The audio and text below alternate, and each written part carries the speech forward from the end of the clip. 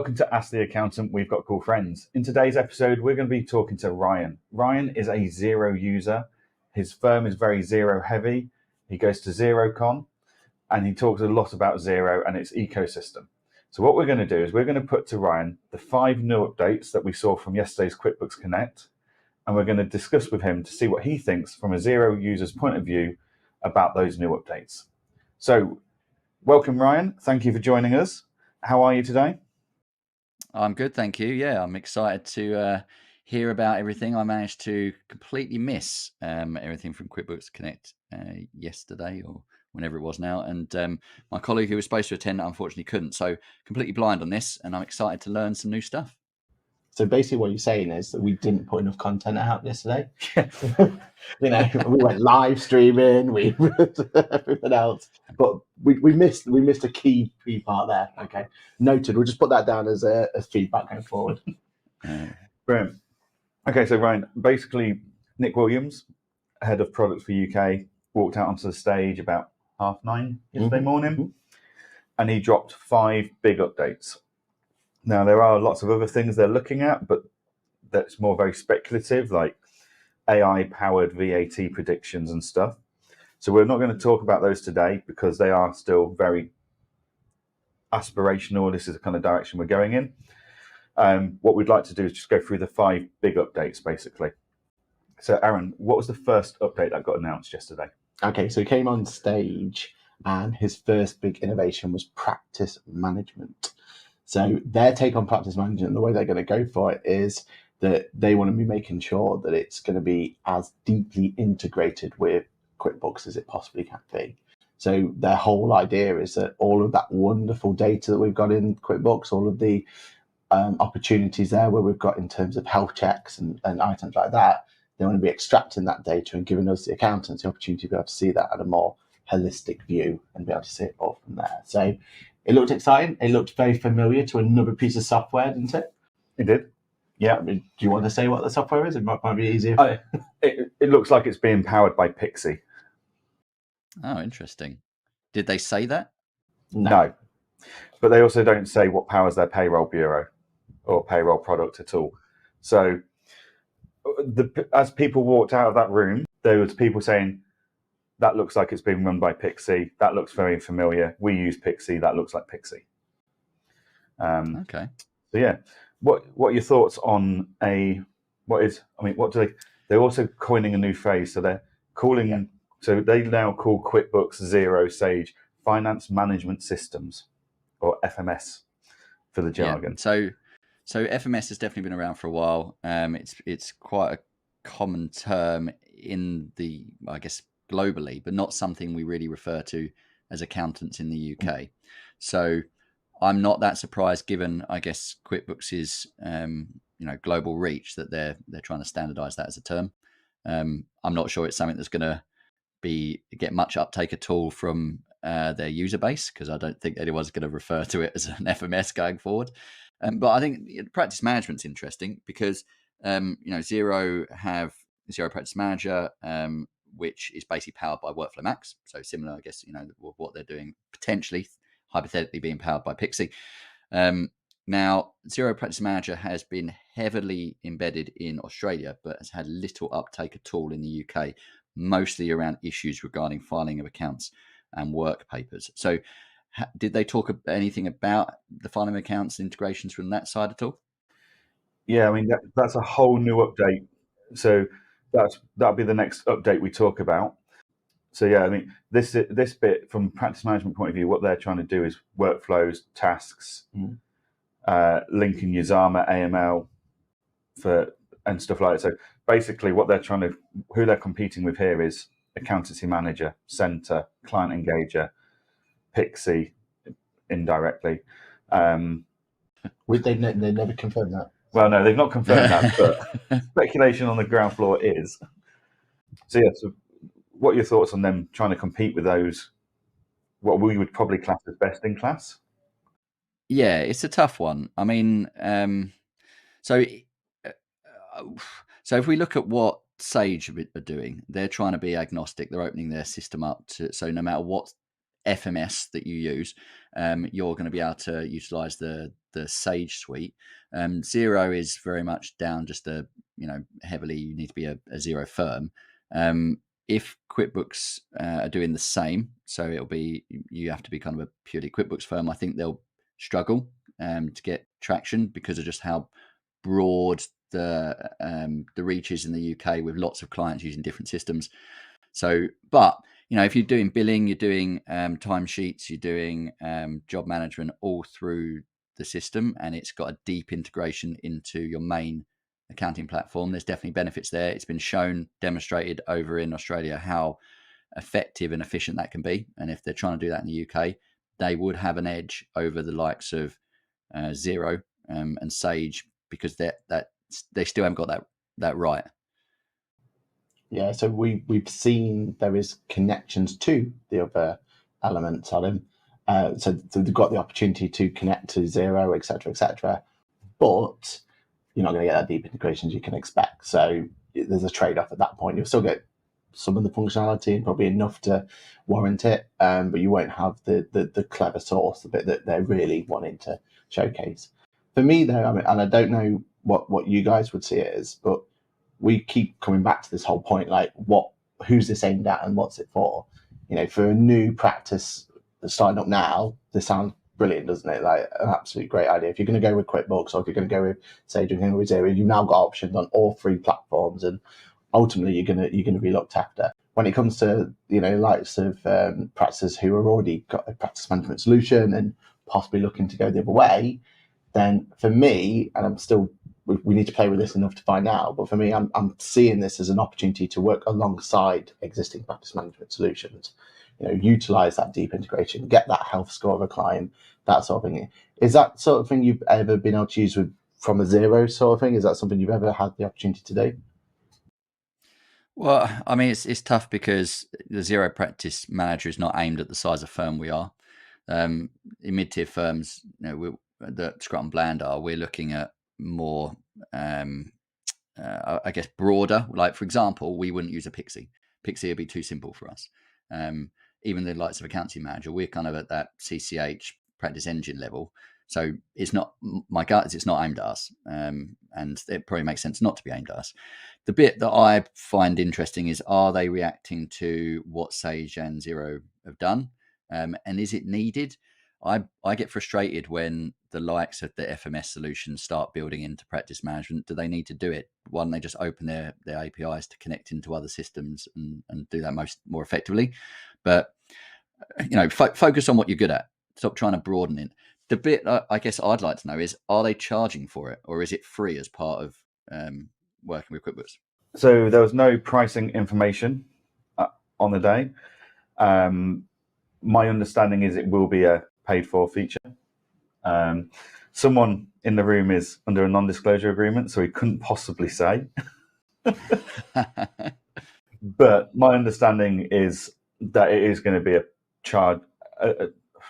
Whether there's a level that's not chargeable or a size that's not chargeable, I don't know. But my understanding is that if they're using someone else's powerhouse to power this, they've got to be financially compensated for that. So are QuickBooks going to take that on the chin, or are they going to try and recoup some of that?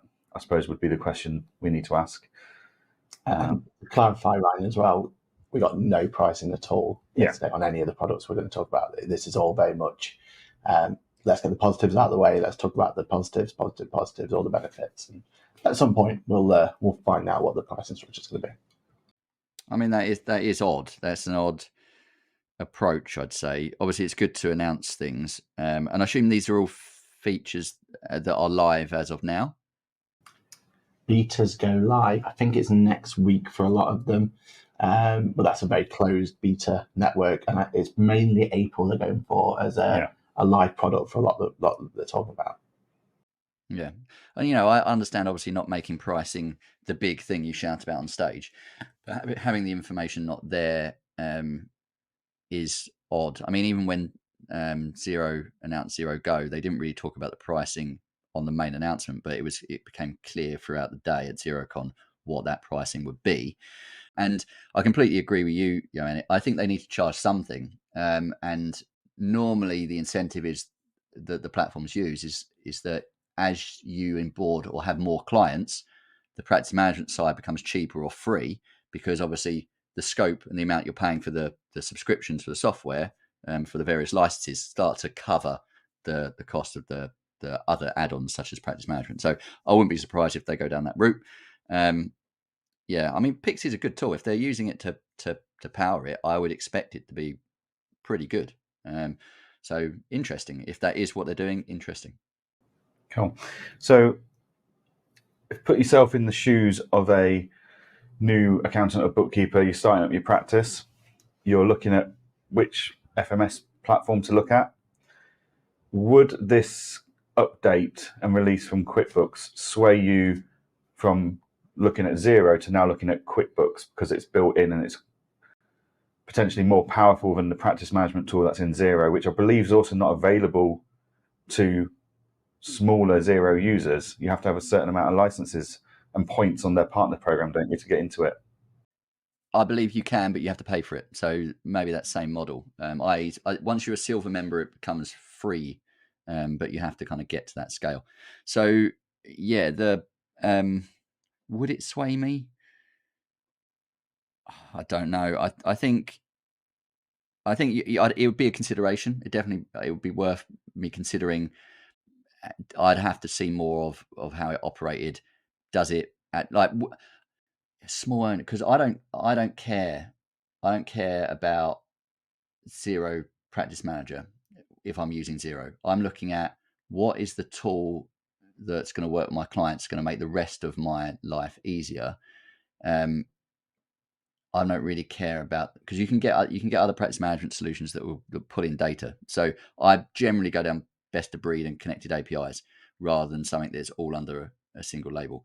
My thing with QuickBooks was they had a much bigger announcement with QuickBooks Online Advanced over the summer. Yeah.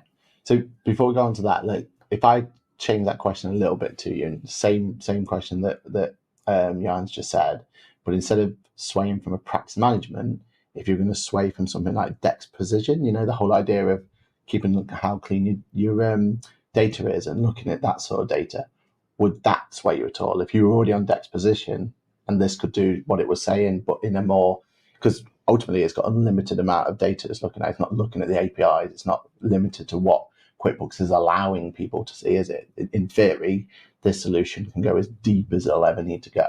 Would that sway you at all?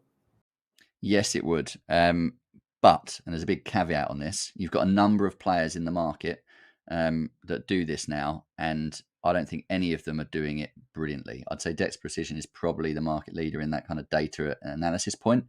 And so, because I've seen so many vendors on this, I generally go in quite skeptical. Is it just giving us data for the sake of data and actually not value with that? So yeah, I think they've got a massive potential, and I'd be much more swayed on that. If that is good, yeah, that's going to sway me more so than the practice management side. Awesome. Fair enough. Okay, so what was the second update, Aaron? So we moved on to, as you already alluded to, QuickBooks Advanced. And I think me and Johan's kind of talked about this already. It's about the fact that announcement there wasn't probably designed for me and Johann. This was basically to the room, because there's still a lot of people who don't even know it exists. So it's kind of that trying to tell everyone again, explain that it's there. They were explaining there was a few updates here and there. If we're completely honest, those updates are a soft touch at this point in time. Those updates themselves do need work to be able to kind of be fully embedded. And I suppose if we think about it, it's the first live conference that they've had to announce it. So even though it feels almost old news at this point, it is actually probably new news for most of the people who are there. So yeah, we had the announcement of Advanced. So exactly what we already know. It's just kind of building on there.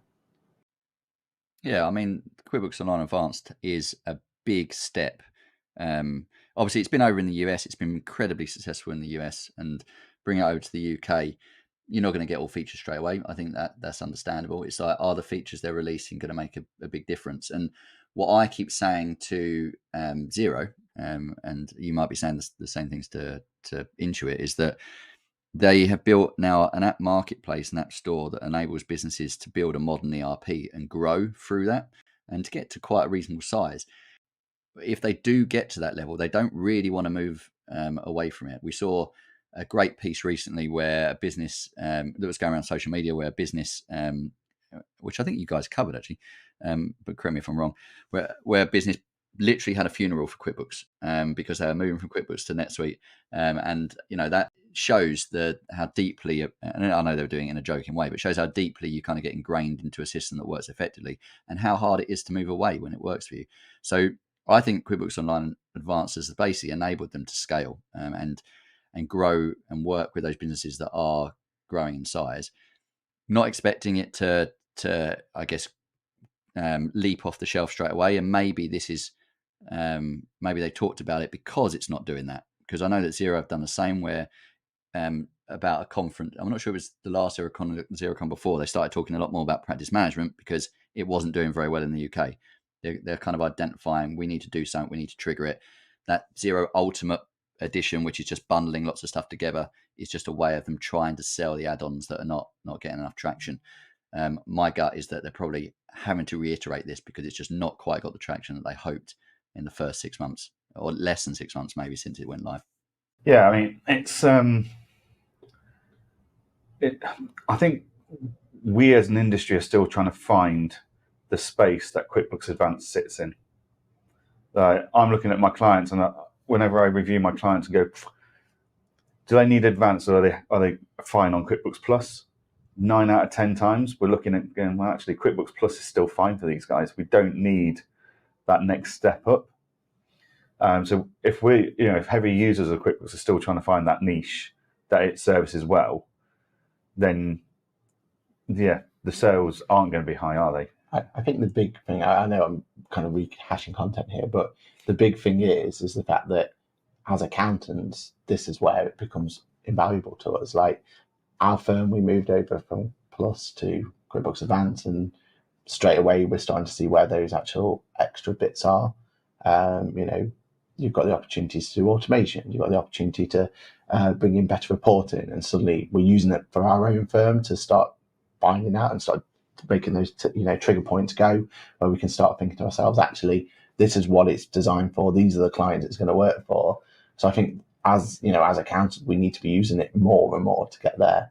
And then revenue recognition was a new one, wasn't it? So it's just been announced, and for an accounting firm, that's great news. That could be quite a nice one less thing we've got to worry about going forward to get our balance sheet right. So yeah, I think we as an industry, we need to embrace these sort of things a little bit more, just so we can find out what they're for. For you, Ryan, do you think Xero is going to kind of move into that space at some point? Do you foresee that? Is that kind of their next move, or what do you think? Well, I guess the last announcement of XeroCon down to Xero Go is not really showing that, is it? They're trying to go in the other direction and go down to the micro business side. I think, Aaron, you make a really good point in that if we see the value in it for our firms, then there must be value in it for clients. It's really just being creative and thinking of how this works. And actually, I think a lot of it comes down to what our client base is. QuickBooks Online Advanced is massive, in my opinion, for the app integrators, the digital transformation specialists that are looking to do this, because most of those will do a lot of work with Xero because it's got a bigger app store. It's the first that apps build into, just because of the way that their APIs are built. But you hit a transaction limit, and it's not a solid transaction limit, it's a soft transaction limit, but you're wary of that if you're making a recommendation. And we have many businesses in this space, kind of 1 to 10 million, where they're flirting with this transaction limit. So having an alternative, and where QuickBooks is with its app marketplace now, it's much more compelling to go, well, we could go on QuickBooks Plus now because you're fine with Plus, but you've got that scale as well of moving to QuickBooks Online Advanced, and the granularity regarding the users and backups if you need it. It's a much bigger argument now when we're doing our system recommendations. And realistically, since that announcement, we have been investing more time researching QuickBooks. So it to us, at least as app implementers, it has shown the value, or the potential value, and we can see the future with that. Whether Xero is going to do it, I keep telling them they have to. I think there's a big problem if they don't move into it. who knows? They've got a new CEO and a new chief product officer. So we have no idea what's going to come. Yeah, no, I think you're right. It's if QuickBooks are going into that space, which traditionally is covered by Sage in the UK, then Xero needs to move in that direction at some point or get left behind. And you say traditionally covered by Sage, but Sage are moving away from Sage 50. They're actively getting their users to move into the cloud and Sage Business Cloud and Sage Intacct. And between Sage Business Cloud and Sage Intacct is a huge void that QuickBooks Online sits nicely in. So there's this big opportunity, and I agree with you. I think Sage and Xero need to do something about that, because otherwise they get these clients, then ultimately they want these clients to grow and they'll disappear. But Xero have always said our space is the small business. We don't want to focus away from what we're good at. We see growth in the market. How hard is it to just allow more transactions? I mean, really? Yeah. I mean, is there any stated facts and figures that we can only do so many transactions in QuickBooks? I know it's a real known quantity in Xero that there's a transaction limit, but I don't think there is in QuickBooks, is there? No, it's never been known. But then again, Advance has never been pushed at transactions. It's been pushed at putting new features in, hasn't it? So I suppose that's where it comes down to. Cool. Okay, so that's the first two features. Go on, sorry, Ryan. No, I was just going to say that's just because QuickBooks is naturally slower, you see, so you don't need to worry about slowdown. Oh, he got the first dig in. We missed him to the first dig. The burn. So bank reconciliation there? Yeah, so how do you do bank reconciling? Okay, so we're going on to the next announcement, aren't we? So they're going into the payroll bureau space. Term comes up again, FMS. So they're going to be FMS agnostic. So we're going to making sure that you can send your journals to any of the particular bookkeeping solutions you're using. And it's QuickBooks Advanced Payroll, which I don't know if you've ever used, Ryan, but really good tool. But it's given us the opportunity to not have to do it within QuickBooks itself, but as a bureau, we're going to have access to be able to have multiple clients, set automations, and treat it as a bureau solution. So cloud-based payroll, very powerful payroll, to be honest. I keep saying, and I've been swayed and told the kind of been proven wrong, but I still feel it's very overkill for a lot of clients out there. But for the clients that it's right for, it is a brilliant piece of software to use. And again, refer back to it's the payroll solution we use for our practice, and our staff love all the features and everything else that comes with it. So it's you've got opportunity to move into there. So it's Xero Payroll. I know it's got a bit of a bad rep, hasn't it? So would you ever expect that to be a bureau solution one day, or how do you feel from there?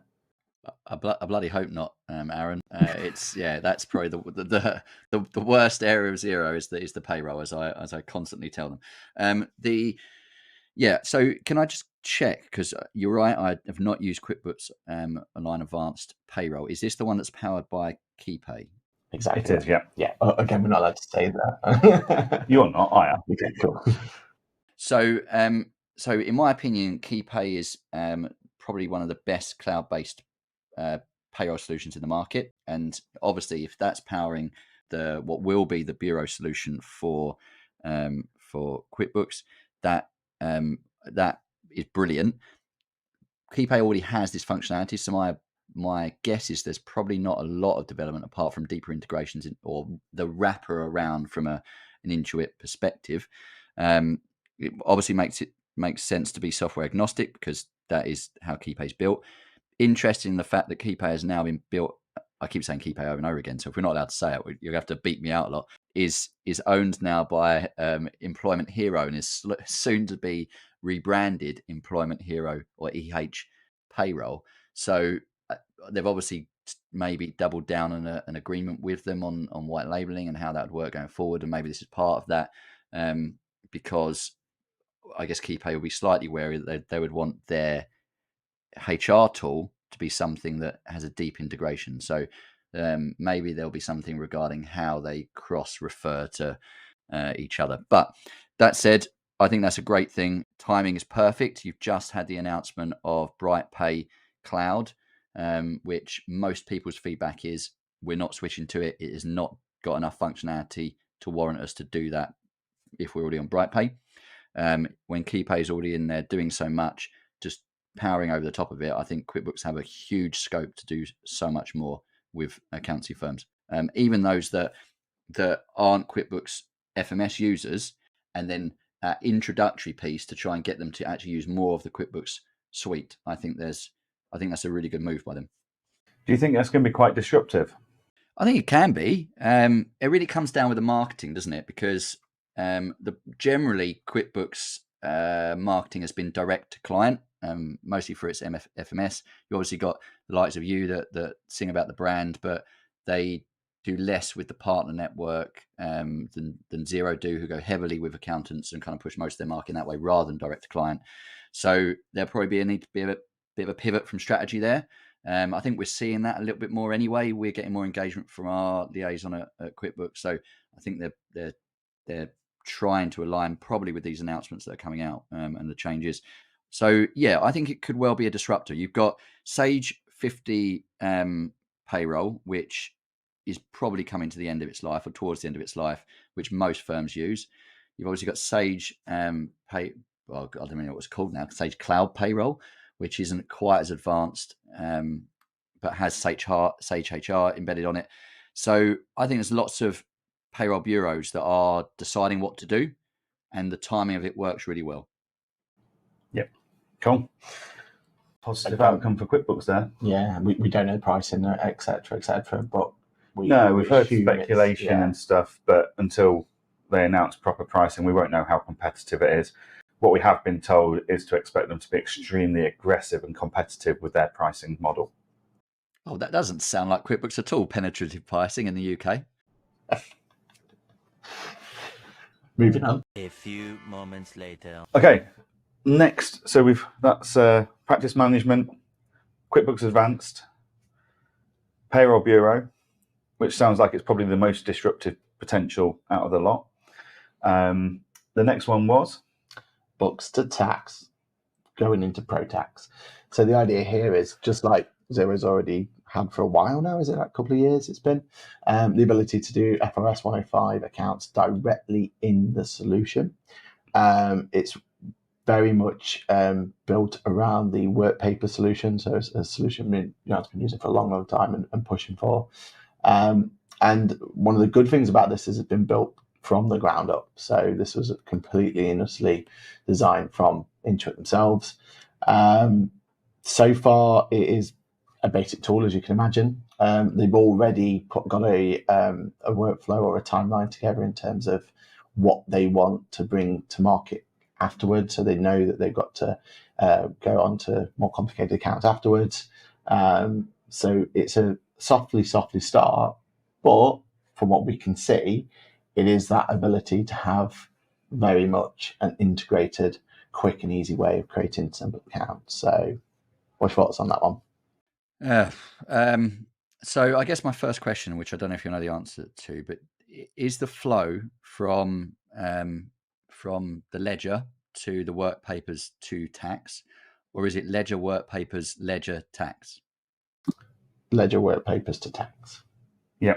You don't go back to the ledger. You can post your adjustments from the work papers into the ledger without having to go back into the ledger.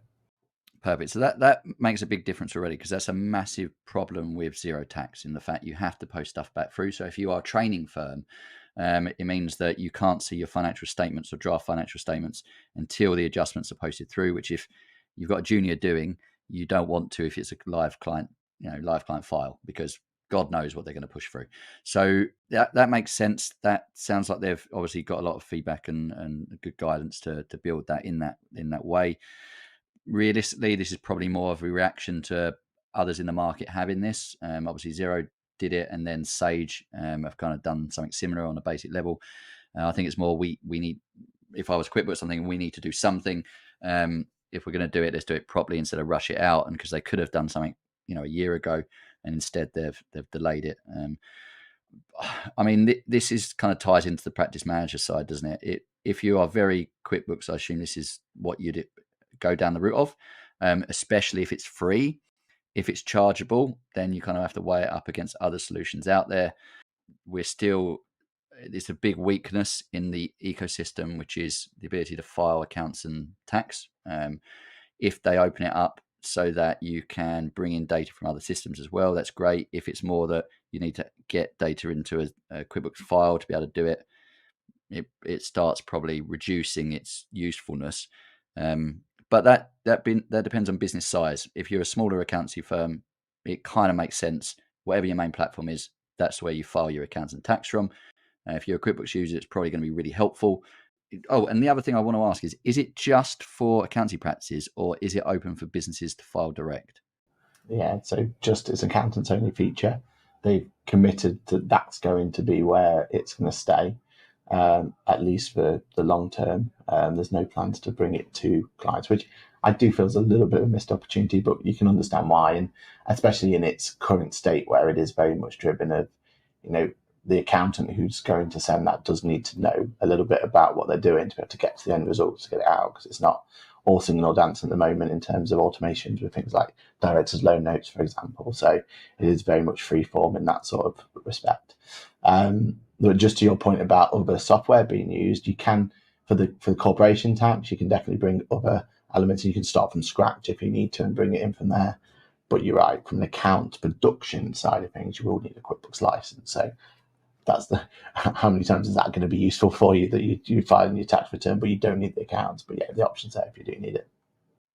Yeah, well, Xero have the same structure. It's quite standard, that you have to be using a license. You have to be paying for something if you're going to be, filing it, which kind of makes sense.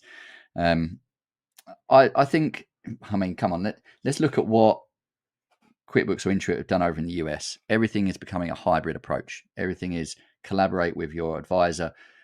So it would make sense, if they need to roll it out in scale to get traction, get feedback, that you go down the accounting channel first. Would I expect them to then kind of move this more to a hybrid approach longer term? I think if they're following the success they've got over in the US, that will ultimately come. And that would be the biggest disruptor in the marketplace if they went down that route. Yeah. And yeah, in regards to pricing, this is just a value add to QuickBooks accountants. There's no plans for pricing it whatsoever.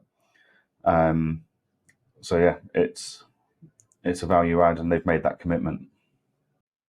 Yeah, I get. I think it's great for those that use QuickBooks heavily. I think it's likes of U2 and similar firms. I think you're going to get a lot of value out of this. I think others, is it going to make a big difference? I don't think so, especially as it's they're behind the curve at the moment. So it's more, if I looked at this tactically, it's more of ensuring our clients don't leave, our partners don't leave, rather than trying to secure new ones. Yeah, and I think the other thing to look at is if you're going to start a new practice now, you're in the best possible place, aren't you? We've already mentioned it, the ecosystems for Xero, Sage, and QuickBooks are now complete in each one, aren't they? Like, if you choose which flag you're going to fly with, then you're going to be able to start practice out from day one. And I think that's where it starts to see that excitement, doesn't it? Because it gives us an opportunity to start bringing these newer, fresher firms in, and the barrier to entry is just pretty much nothing now, is it? Other than the qualifications and everything. But you think back to what it was before. At one point, you had to have some sort of server so you could be running something like Iris, wasn't it? And now we've moved a long way from that. So I think that's where the excitement comes from. Agreed. And I think that you see a lot more people getting frustrated in larger firms and going off and setting up on their own now, because it is easier to start that and you kind of hit the ground running. The biggest problem is covenants, really, and a cost of living crisis and taking the plunge. Exactly right. Yeah. Cool. Okay. So what was that? 4 updates? Cool. So the final update was they have reworked their Pro Advisor program. So they've always done their core training and advanced training. And then they've always had a few bits of materials available to help new startup accountants and bookkeepers learn the very basics of like marketing and stuff. But it's never been great content. It's always been a bit hidden out of the way. because I don't think they're overly proud of it. But they've now revised all of that with their Pro Advisor program. Now, Aaron, you're really heavily involved in this. So do you want to explain what we've done, what the changes are, etc.? Yeah, so this was their final one more thing moment. So we were told there was 4 updates, and then there was this 5th extra mic drop one. But no, I'm really excited about it. I'm probably in the minor, but it is about gamification of the training side of things. So the idea is that there's that badge system, and you want to collect all your badges. There's the opportunity to win prizes and points and everything else that goes with it. But ultimately, because it's more sharp and shorter training than the likes of the training team that I'm involved in, it gives us an opportunity to go more into depth into elements of QuickBooks that maybe are underutilized or not understood as much. So it gives us a kind of opportunity to talk about that sort of stuff. And yeah, I generally think it's quite exciting. It's hard, isn't it? Like for us, we'll always take the training and because we want to show that forward and we want to kind of get the best out of it. But getting your team to want to do training is really difficult. So this is just one of the options, and hopefully this is a solution that's going to make it more attractive to get your team members more invested within training itself. So yeah, what do you think to this? Do you think it's a good update? Would you like to see Xero doing something like this? What's your take on it? Perfect timing, Aaron. So if anyone that's listening has kind of ever followed me on LinkedIn, they will see that I had a rant recently about Xero's product updates and kind of how stale that had become.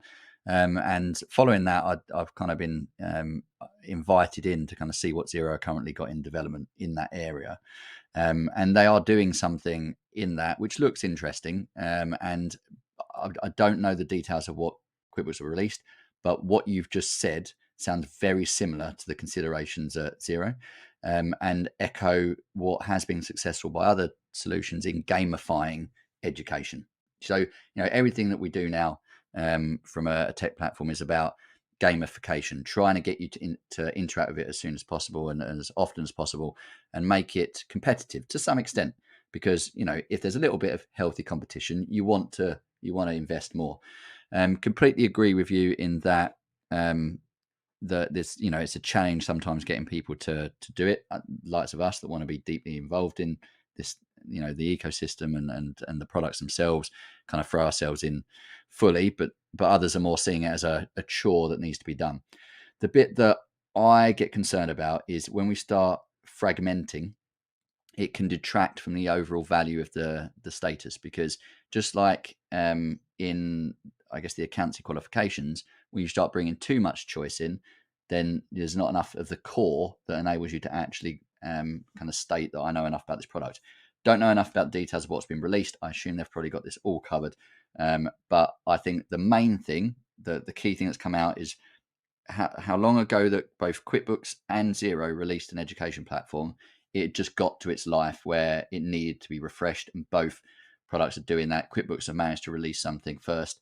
It sounds like Xero is going to have something that's going to be very similar that comes down the path. And I think it's really just an update for modern times that will get us utilizing the systems more effectively. So definitely a positive. And yeah, I would expect more people to interact with it, and just hopefully it's just something that's easier to engage with, because systems that come on and the education platforms generally, because I've done both, I've done QuickBooks and Xero, are just a bit outdated and a bit more traditional, should we say? Yeah, I'm hurting a little bit at the moment, but don't worry about it. Don't worry. Yeah. Did I somehow inadvertently moan about your involvement in this? My baby, yeah. but what did you think to recertification with QuickBooks? Any comments on that? Did you do it this year?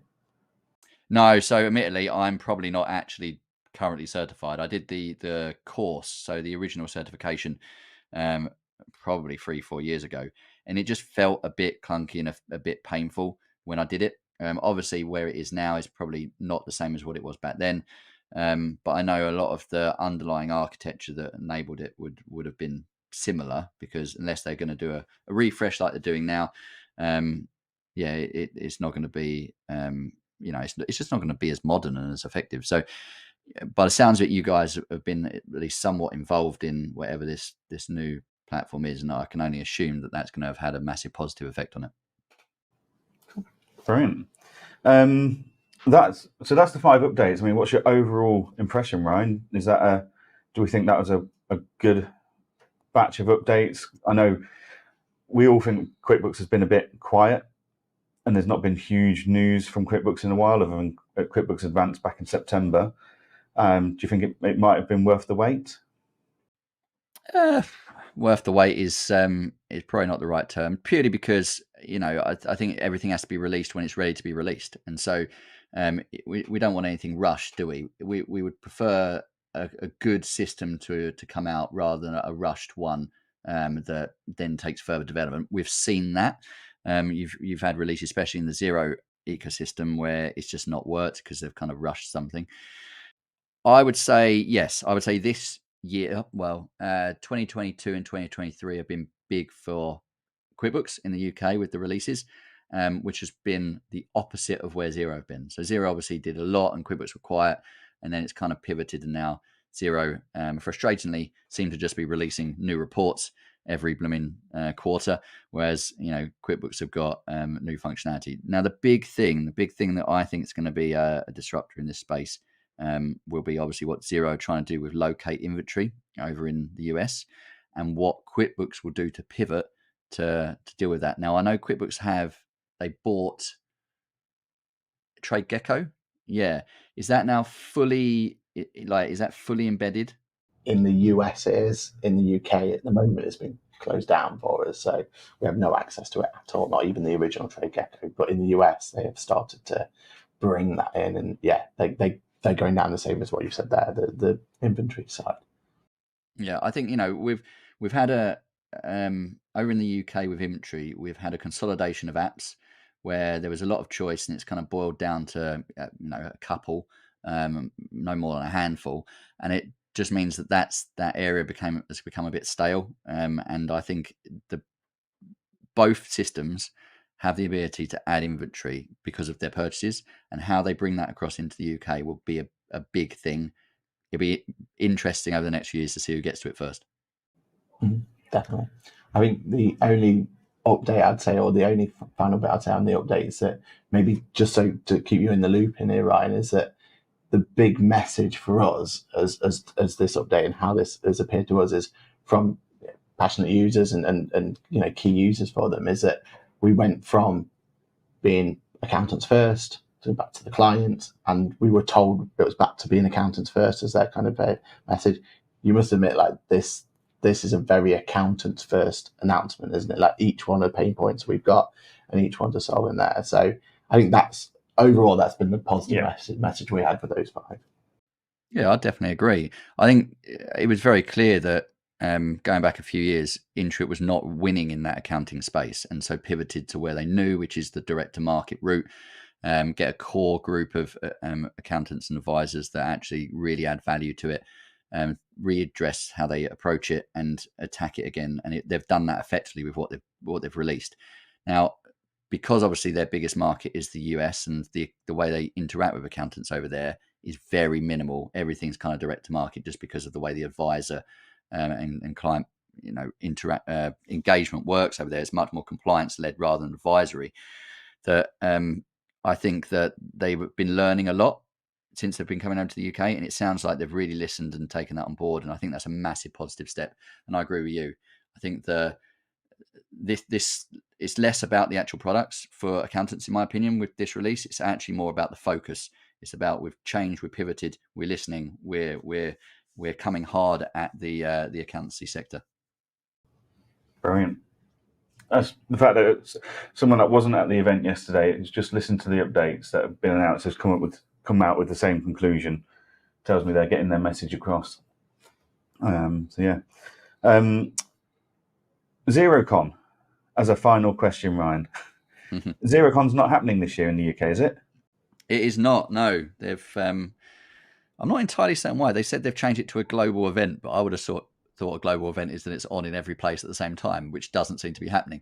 So I assume it's cost related, because Xero became quite an expensive thing for people to go to.